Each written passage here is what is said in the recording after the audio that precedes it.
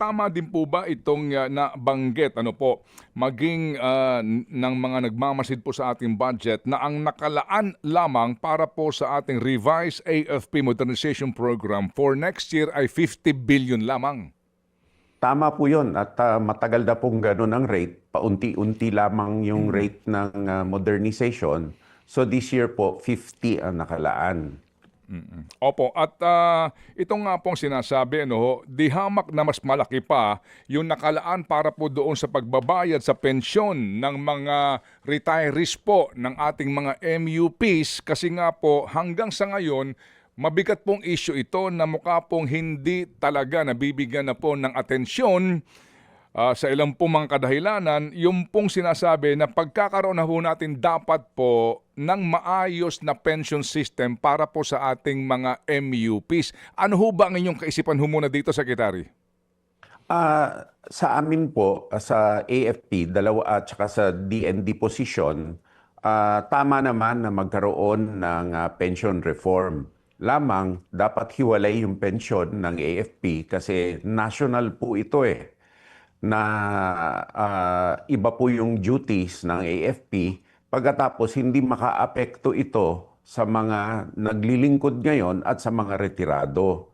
So sa mga bagong pasok po, tama naman po at dapat pag-aralan lang po na mabuti na ito'y hindi makaka-burden masyado sa recruitment kasi kulang din po tayo ng sundalo.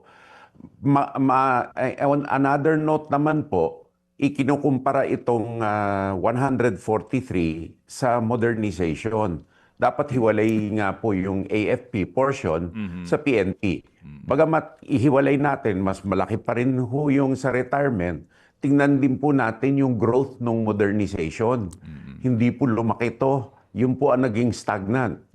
Kaya hindi po humabol.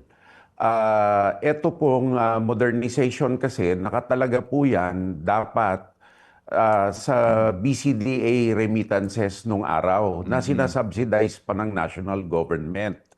Tapos, ang rate nito hindi sumabay sa mga gugulin for hindi lang po modernization, but for foundational na kinakailangan gawin na hindi ginawa nung araw na ginagawa sa ibang bansa.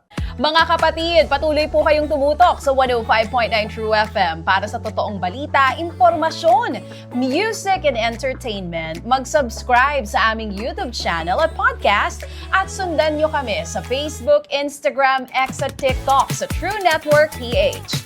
Bisitahin din po ang aming official website, truefm.ph. At panoorin din kami sa True TV Signal, Channel 19. Kami po ang 105.9 True FM.